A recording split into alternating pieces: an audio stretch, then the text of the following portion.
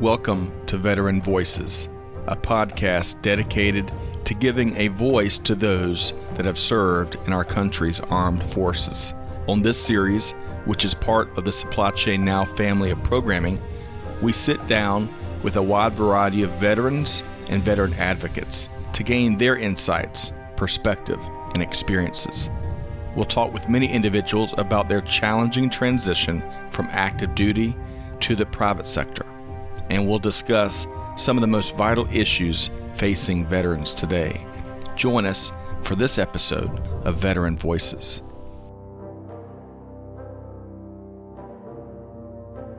Hey, good afternoon. Scott Luton with Veteran Voices. Welcome to today's show. Hey, really excited about this show here because not only do we bring on a fellow veteran, but a dear friend I've known for a long time. So I know our audience is certainly in for a treat. And he's a repeat guest. We interviewed him really from a supply chain angle a few months back. So great to have Keith Singleton in here with us today. But hey, quick programming note before we get started. So this program is part of Supply Chain Now programming. You can find Veteran Voices and subscribe wherever you get your podcast from. And you want to subscribe so you don't miss conversations like this here today. All right. So with no further ado, let's say hello to our featured guest here today, Keith Singleton. Keith, how you doing? I'm outstanding. How you doing, Scott?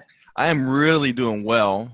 Things are going well, but this has been a really rewarding series and been real selfish about it because I've really thoroughly enjoyed it. And really it revolves around sitting down with fellow veterans or veteran advocates and hearing their point of view and their experiences and getting them to kind of help other veterans that may be transitioning, or maybe they hadn't gotten out yet and they're putting their plan together, or maybe they're already out and they're trying to figure out how to work their way up the professional career ladder. Sure. But before we get all there, before we get to transition, I know a lot about you, but I want you to share so our audience can say the same thing. So for starters, Keith, let's get to know you a little better. Okay. So where are you from? And you got to give us an anecdote or two about your upbringing. Okay. I grew up in Oklahoma City, military family, partially raised by my grandparents. And I also spent some formative years in Anchorage, Alaska. In fact, that's where I graduated from high school from, in Anchorage, Alaska, East High. I went back to Oklahoma to go and finish my undergraduate degree at the University of Central Oklahoma. That's where I'm from. Do you still have a bunch of family in Anchorage or a bunch of family in Oklahoma, or both? I have family in both places. I do. I was the last time I was in Anchorage was in 2018. I went to the state track meet and hung out with family, my little brother for the weekend, and I took my youngest son with me. For probably an overwhelming majority of our listeners have never been to Alaska. What was it like living in Anchorage? Beyond probably the weather, what else really stands out that's unique about Anchorage? Anchorage is just beautiful. No joke. Anchorage is scenically an iconic city, similar to some of the cities we're probably familiar with on TV, Sydney, London, places like that. Anchorage is beautiful. It is Alaska, so it does get cold. You still get the snow there. As a matter of fact, when we were there in 2018 in May, it started raining where we were at. We were in Wasilla, which is where Sarah Palin is from. Mm-hmm. I actually know Sarah's dad very, very well. He was a track coach, and I am familiar with Sarah and Todd. I wasn't friends with them personally, but I played against Todd, and I've seen Sarah before. She was a basketball player. Small town, huh? Small town. All right. So you talked about, I think you said you graduated from Central Oklahoma University. Is that right? Yes. And then before we dive into your military, what else? What'd you major in college? History major. Really? Major. Yes, I am a history major. I am a huge history person. I had a professor that gave some advice that said, hey, you should probably look into getting a liberal arts degree at our age group, which was 18, 20-year-olds at the time. It's probably the best advice he ever gave because I have a real passion for history. And by the time you do that, then you'll kind of figure out what you want to do, and you'll learn how to write and learn how to critically think. And he was exactly right. So that's what I did undergraduate-wise. Now, I got my graduate degree in business, of course, and then I can tell you about my professional development, which started in the Marine Corps. Yeah, so one more question, because this history wrinkle is a new one. I've learned something new about you already. How do you serve that passion now? How do you get your history fix these days? I'm an avid reader. I am a real reader. And the other thing that I do is that I do volunteer for the local, my local schools around here. So I'm always in the schools, not only as a, I do coaching, but I'm a guest speaker, things of that nature. And if it's a subject, because I got a certification in teaching too while I was here in Georgia. So if it's something that a professor wants to bring home or a teacher wants to bring home to a class and just get a special guest in, that's what I do. I'll from the studies, I try to apply that. All right. So I'm fast. I got to give you one more question about this history angle. Okay. And I'm going to put you on the spot a bit. But, Right. there's that saying, if we don't learn from history, It'll repeat itself. Yes. Right. So what is one thing maybe, because I kind of catch you with a curveball here, but what's one thing, maybe a lesson that we haven't learned well enough that will certainly repeat itself? Anything come to mind? There's a few things that come to mind.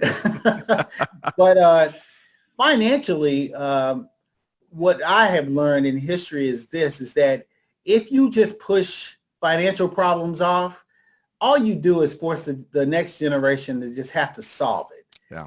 And what happens is that once they solve it, they find out that it wasn't that hard anyway, that people rally and they get by it, and then we move on with life. I'll give you one historical anecdote that will blow you away. When the country formed and the Constitution was approved, the debt was the equivalent to what our debt is right now, even with the pandemic going on.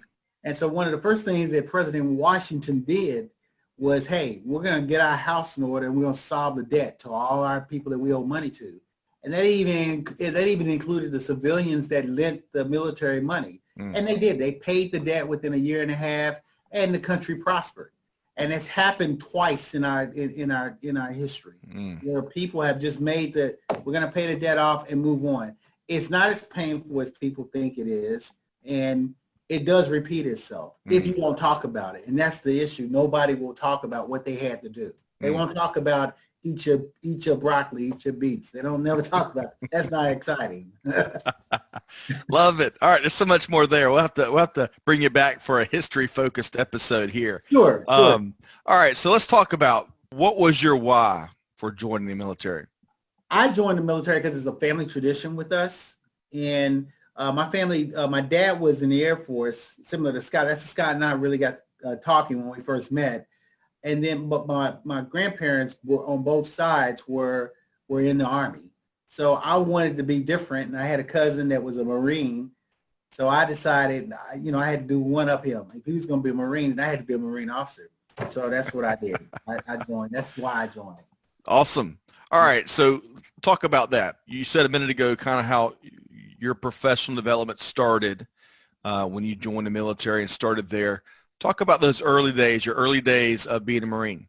I tell you, the Marine Corps officer path is a little different. You have to go to officer candidate school, but it is more of a qualification process than it is, just a broken out pathway where you're in service. So you pass OCS, and then if you're in a PLC program, like a platoon leaders class program, like I was in, you go back to school, you graduate, and then you get on active duty. So then officers in the Marine Corps go through a process where they have to physically do our formal training, which is not boot camp for 10 weeks. It's 6 months for us in the Corps. So we do officers training at the basic school, which is the basic school for officer training. And then you get assigned, you pick your MOS there.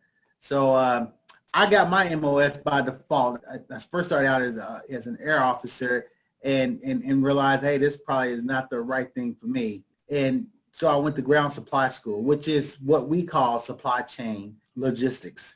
And it was probably the best thing that I ever did, because it turns out my dad was a load master in the Air Force. Okay. Never really knew that because I never asked him those questions. But a lot of the things that he taught me in terms of the business world, and it was applicable to what I was doing. So I was immediately comfortable in that MOS because I knew it. So we have the Marines to thank. Yes. For all of your success in supply chain sense. Is that when you uncovered basically what supply chain management profession was, huh? Yes, that's exactly where I uncovered it, because my MOS is 3002 for Marine officers, ground supply. But you get of course you get a dose in how to warehouse, but you also get a dose to the administrative side too, inventory management. I was in force recon, so we did a lot of contracting. So I was in a line with procurement. And then again, being a small independent unit, I had the financial management piece too, or accounting, account management. So I did that as well. So I was pretty well grounded once I left my first unit and once I left my secondary unit or so. So it was I knew logistics pretty well. Yeah, we had a couple of our earlier guests were talking about deployment and how it's really a study in logistics and overall supply chain. I imagine that was your experience as well. It was. I mean, because I had the dubious honor of getting prepared for the Gulf War. I did serve in the first Gulf War. So we had to figure out how to pack all our equipment that we needed. Marines take everything with them. So we had to figure that out, and we got everything deployed and embarked and disembarked successfully in Saudi Arabia. And then I had to figure out how do I set up chains of supply for some of the unique pieces of equipment that we have that make us successful. So that the contracting part came in, where I had to go out and visit with the Saudi nationals. I went and made relationships in Bahrain, places like that, so that I could get supply parts, some repair parts for our equipment. So I got that experience of doing that as well. It was a lot of fun. We were talking the other day, and I can't remember if it was a live stream or one of our shows, but we were talking about how global supply chain cuts through all the differences in people and countries and traditions and cultures. Yes. And it's like folks just come together to make it happen. They do. And there's so much that the rest of the world and other professions could learn from what is global supply chain management, right? It is a whole bunch too. And we had this one experience where I did establish a great relationship with this vendor in Bahrain. And before we even talked business, we had to sit down on his mats and drink tea.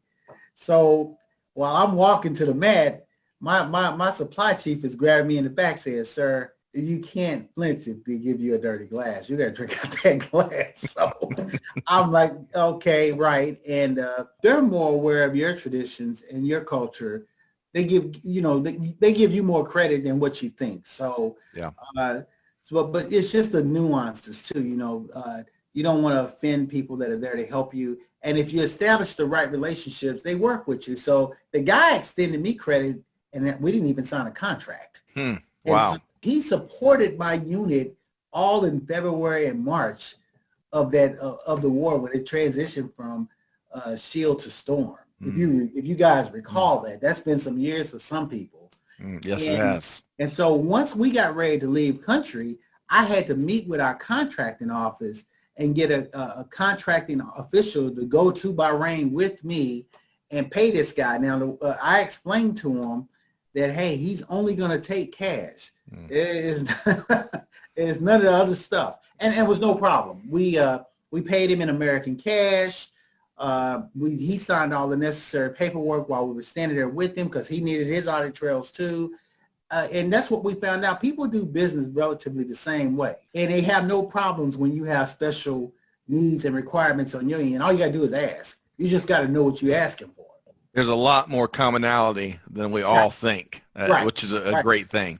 Before we move on to some of the folks you worked with that you really enjoyed, so over there during that time, during Desert Shield and then Desert Storm, what else is one memory of that time there in country that you bring with you till this day? We've had several experiences, but I like to keep it positive. One of the best guys that I've ever worked with was this guy, was my first commanding officer. He is still the ideal role model leader who I patterned myself after. His name is Richard Berry, just a tremendous person. I tell you, I mean, he's a man's man. And let me tell you this, you can't judge a book by its cover. That's what I learned from Colonel Berry. Colonel Berry is one of the smartest people I've ever met in my life. And I learned the chain of command there too. The chain of command is there to protect you and the people that you work for. The people in between, just make sure everything's staffed. You got all your T's crossed and all your I's dotted. And you learn to appreciate that in the Marine Corps. So one time my XO was gone, and I did report directly to the colonel, but I was a 23-year-old second lieutenant. So, I didn't know as much as I thought. So I I wrote an article. I wrote a request that had to go up to the general, and I had to get his signature. Well, typically, Maxwell would review it. You know the drill. So I gave this request to Colonel Berry, and I purposely misspelled one word. I was going to go back and change it. It was on the second page. So Colonel Berry, him and I would always get in there, and we'd talk. And I had a bet with my sergeant he wasn't going to read the whole thing. He was going to sign off on it. And, of course, that's what he did. He signed off on it. But then he said, Keith, you need to reprint that first page. And I said, what do you mean? Because we talked the whole time. I didn't see the guy doing this reading. He said, oh, yeah, you got that misspell in that second paragraph there. And I just want to let you know, can't get by on the old man. Well, what I found out is Colonel Berry was an English major, and he read at 2,000 words a minute. Wow. And he had read and comprehended my entire submission. And so when the XO came, he wasn't mad at me. He said, oh, you tried to test the colonel, huh? And I said, yeah. He said, the colonel read 2,000 words a minute. That's what I found out. But I mean, he's a tremendous leader. I tell you what, man, I mean, the one adage that I take from him is that you got to always lead from the front. And what that means is this: I never ask somebody to do something I'm not willing to do. Yeah, I love that. The words live by, for sure, right? And that was Colonel Richard Berry, is that right? Right. So that's a great segue, because I don't know about you, but for me, the people I met and served beside or worked for in the military, I mean, it was a family. I mean, and I mean that, I don't mean that cliche. I mean, there was, as you know, folks look out for you. And it was something that, frankly, I was telling someone about this other day, similar element in the manufacturing community, in some of the manufacturing roles, and how there's a sense to the, production or a noble mission, and you get in there and you work together, and there's all kind of problems you got to solve and serve the customer, all that stuff. But man, the folks we worked with. So who sticks out in your journey as a Marine, Keith? Folks either you worked for, or folks that you worked beside, or maybe folks that worked for you. What are some of the characters? Well, I tell you what, I mean, the one guy that really sticks out the most for me, that and he was my commanding general when I was at OCS and at TBS. We did his retirement ceremony. But there's a personal thing that I won't go into great detail with, but this man is the reason why I was a Marine officer, and this is a true story. Man, Frank Peterson is one of the first earliest black aviators in the Marine Corps. He ended up being a general. He ended up being a commanding general of MACITIC, Marine Corps Training and Command Center. That guy is the reason why I graduated from OCS. And he doesn't know that he's passed since, but I never got a chance to tell the story of how he was instrumental in me graduating.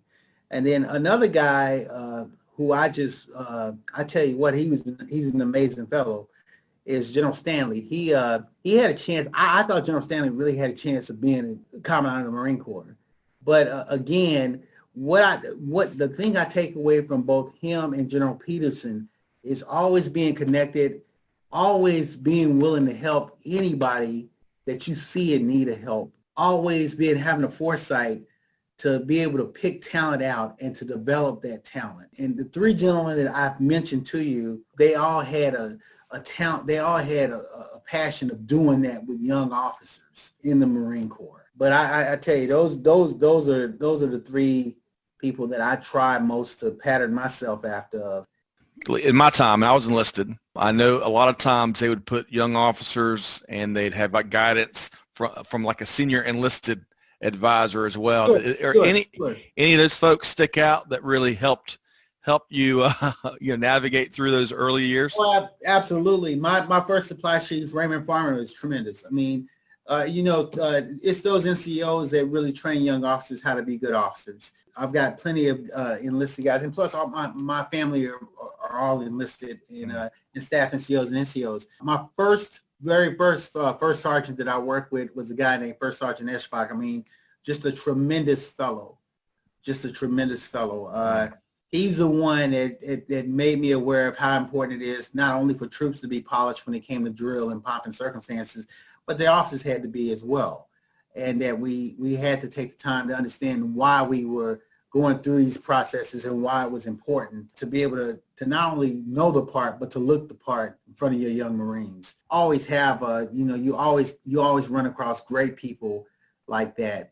And then just I had a young private that came in Force Recon with me that ended up being a senior staff NCO, Daniel Montano. He was just a tremendous young Marine. Watching him grow and develop, I kept up with his career even after I got out. Just watching him develop to become a great senior staff NCO and retiring successfully. I tell you what, I mean, guys that work for you hard like that, you cannot let down. You can't let them down. Well put.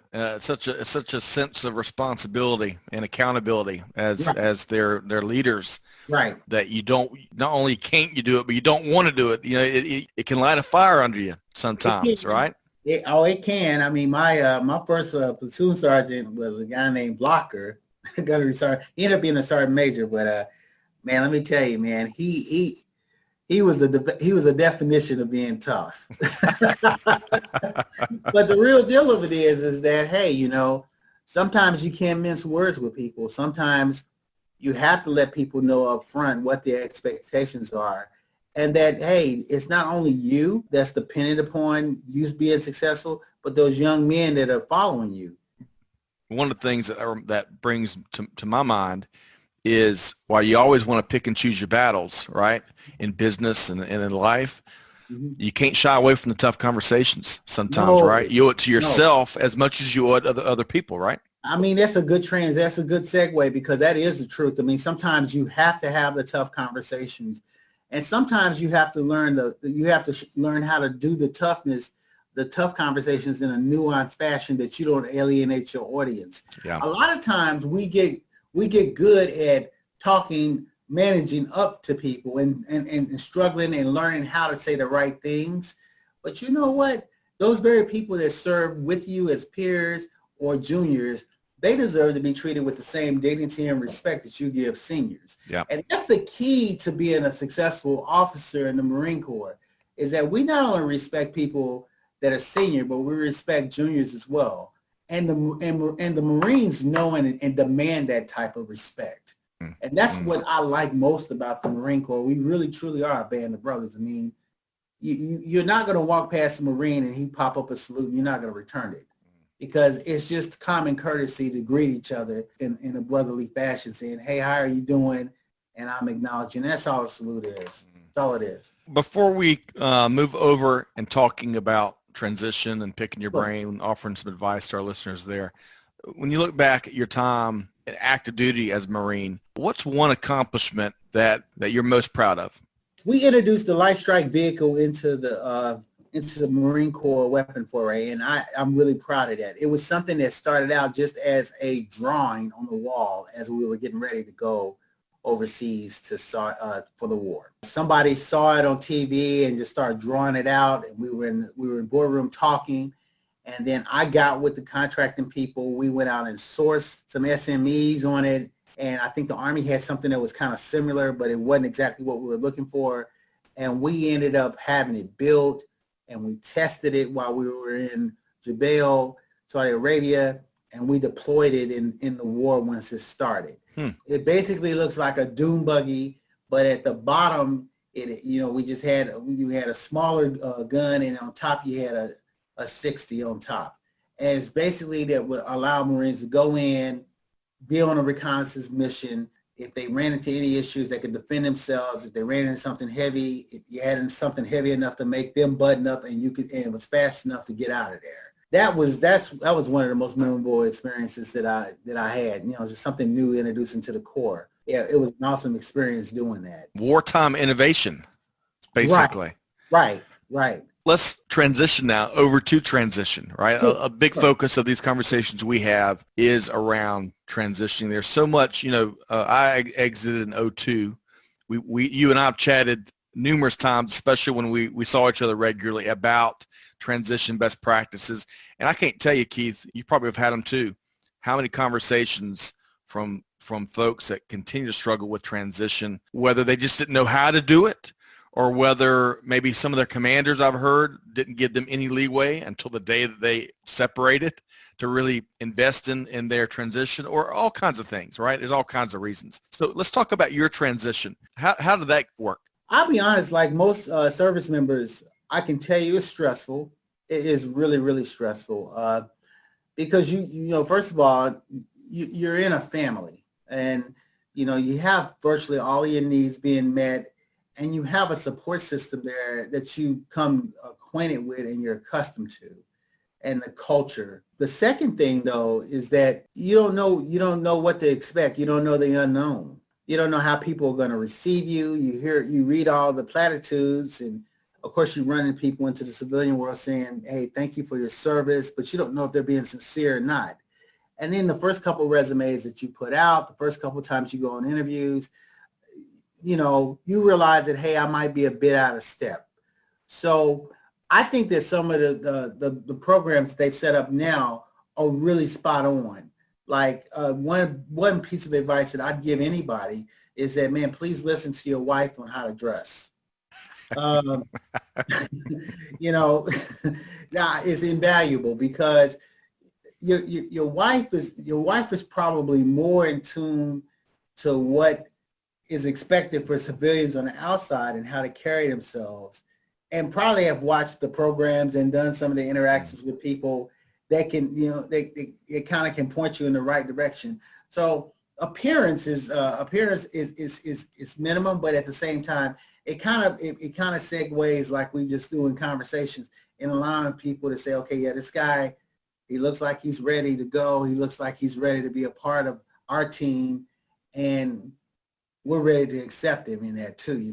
There are a lot of misconceptions about people from the service, that we're rigid, that we're inflexible, et cetera, and so forth. And that's the farthest thing from the truth. Right. There are some well-struck companies out there that are pretty buttoned up and have their own, cultures. GE was one company that had a reputation about having a really, really buttoned up, white-collar workforce. But it is no different than any large organization. Once you find a certain cadence of how to be successful, then everybody falls in line with that. And the military is much of the same way. So, yep. Well, so when you transitioned out of active duty, what was your first role? I got into the banking world. I did. I joined Household International, and it was by default. A friend of mine had interviewed with them, and I had looked around for quite a few jobs. It was a tight job market. It's hard to say, but similar to right now, real high unemployment rate, that kind of thing. And so I took the initiative. I wrote the guy's name down who Ernie said he spoke to, and then I kind of sideways got the address from Ernie, and then I just sent it to him, and he responded back. At the time, you could go into to the gates of airports, and he flew in from Chicago, and we met at what's now Reagan International. It's called National Airport. We met right there at his gate, and we talked for 45 minutes. He screened me, and then he gave me the thumbs up, and then he gave me to one of his clients, which was Household. It was a great program. I love that program. Those were good days when we didn't have to go through all the security. I remember I was part of a consulting organization way back when, before kids, and we had a big deal. We were working, and we flew into, I think, St. Louis to meet one of the decision makers who happened to be stopping at the airport in St. Louis. We had a couple hours, and I remember walking all the way to his gate, still walking and learning and selling. You can't do that anymore. You can't do that anymore. I mean, you can't do that anymore. Sit in restaurants and talk and that kind of thing. And that's the other thing too. The advice I'd give to any young Army person, sailor, airman, or Marine is that you are being evaluated by those guys the entire time. They are looking at you. They're looking at your mannerisms. They're looking at how you handle stressful situations. They're looking at how you respond to tough questions, how you even respond to when, there's pregnant silence out there. So it's not to add stress to you, but they don't really know. They don't have a real appreciation of the kind of world you're coming from. They really, a lot of times, just know stereotypes or what somebody else has told them. As we kind of wrap up the transition segment of this interview, I'd love for you've already offered some pieces of advice for both parties, the veteran that's working through transition, and also the hiring managers that don't have military experience. So let's keep going down that route. What other advice would you offer veterans that either they're in transition or maybe they found a job and they're trying to figure out how to work their way up the ladder? Well, let's start with if you're in transition, sometimes you get used to using acronyms. If you find yourself in the middle of an interview and an acronym slips out, don't panic. Just explain what the acronym is. Mm. And you'll be surprised. They'll say, oh, that's what it means? As simple as that. And say, I apologize, sir, I catch myself. Everybody wants to help you be successful. Mm. The second thing is that you want to move up the ladder, but the key in corporate America, and it's something that took me a long time to learn, it's not vertical like it is in the military. You have a set career pathway. You start out as a platoon commander, you got to be a company commander, you got to serve successfully as a staff member, and you know what schools you got to go to. Then you have to be a battalion commander, so forth, so on. Getting to be the CEO of a company might go sideways. You might be the AVP for a great department director, and you get noticed by somebody in the staff in the C-suites, and then you get a special project, and boy, that leads to another special project, and before you know it, you might be the vice president of a division based off of that. So it's not an apples to oranges comparison. And then the third thing is that you have to embrace people. I'm going to give you this advice. I know I'm partial to the Marine Corps. Army's just as professional. So is the Air Force. Air Force is a great organization, and the Navy is just amazing.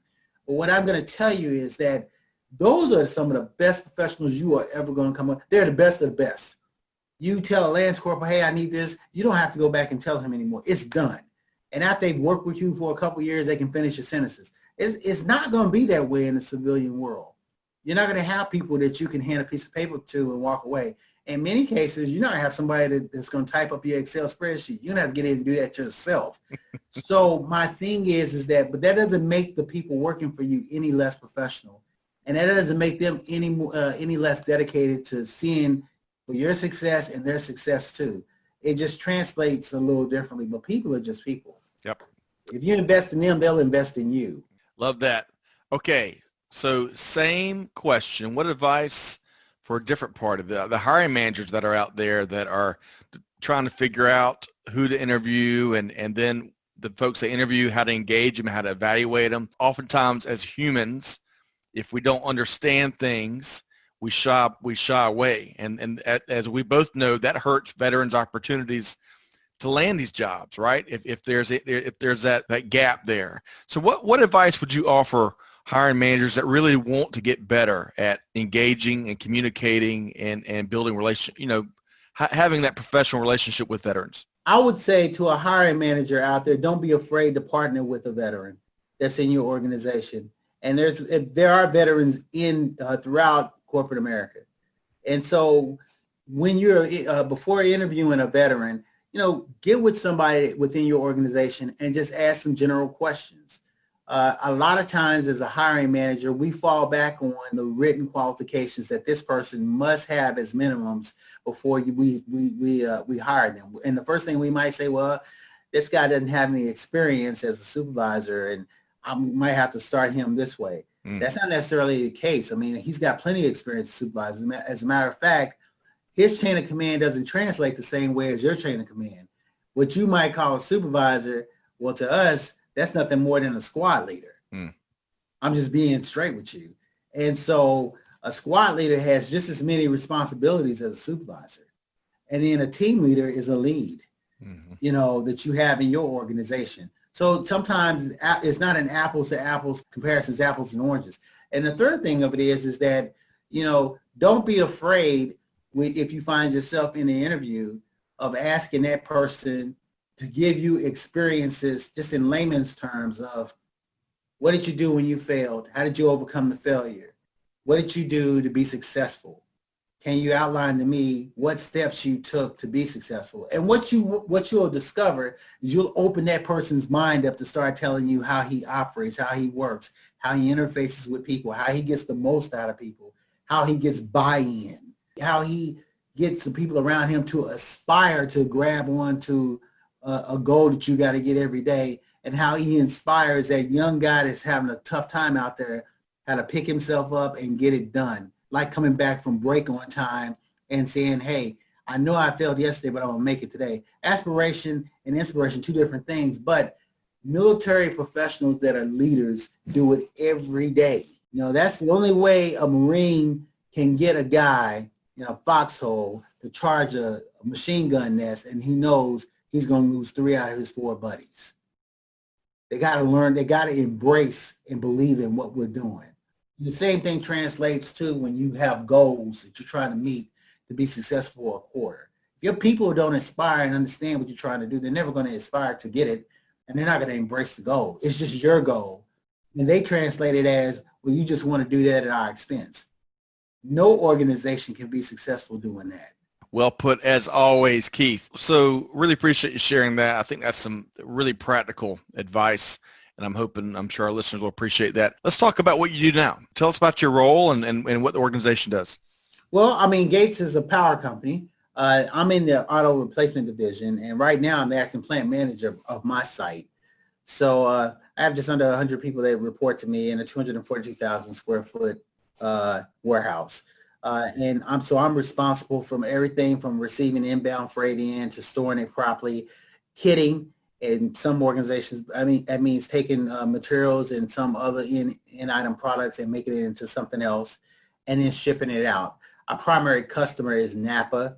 So whenever a Napa store is open and it needs something, we're responsible here in Lithonia to getting that part to them. So it's been interesting times, since the virus and everything like that. So we've been getting lots of volume, but that's always a good problem to have. Business is always a good problem to solve. Yeah. Absolutely. And I bet, yeah, staying busy is a good problem to have, right? Well, hey, good problem to have. One last question. I know you're passionate about this in terms of ongoing education and Sure. professional development. You and I met volunteering for Supply Chain Industry Association. Any advice? So when you think of veterans that may be trying to break into supply chain, any advice around that ongoing education angle?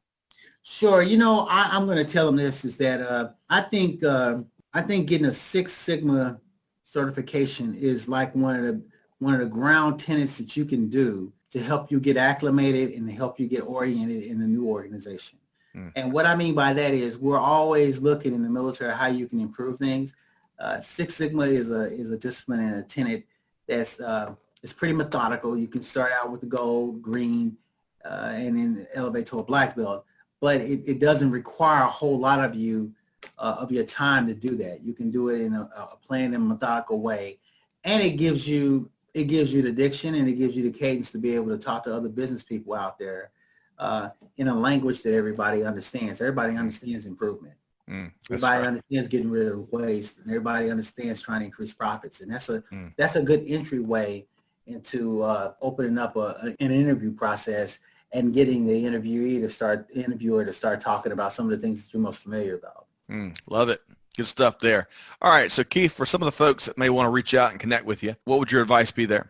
I'm on LinkedIn, so you can type in my name and you can find me on LinkedIn. And but the other thing is I'll give you my email address, and you can always email me. My personal address is kdsing, SING1 @gmail.com. And my business address is keith.singleton@gates.com. Perfect. You can just email me at any one of those addresses and I'll respond to you. Perfect. It's just that simple. Keith, a pleasure. I had to hold back because this could have been a 3-hour episode, and I'm sure cool. You've got folks waiting on you in your role, but this is always a pleasure to reconnect with you. I really appreciate your point of view and insight, and I learned some things I didn't know. Oh, wow. That's interesting. Yeah. The whole history angle, we'll have to chat a lot more about that in the months to come. But regardless, big thanks to Keith Singleton for joining us here on Veteran Voices. Thanks, Keith. Thank you so much. You bet. All right, to our listeners, hopefully you enjoyed this conversation as much as I had. I told you you were in for a treat, and Keith delivered as always. So if you enjoyed this, hey, be sure to find us and subscribe wherever you get your podcasts from. Search for Veteran Voices. Of course, we're on Twitter, Instagram, LinkedIn, you name it. Hey, if you're a veteran and you've got a story that you really want to share, reach out to us. We'll see if we can't work you into the program, and we'd love to hear from you. Beyond all of that, this is Scott Luton wishing all of you nothing but the best. Do good, give forward, be the change that's needed. And on that note, we'll see you next time here on Veteran Voices. Hey, thanks, everybody.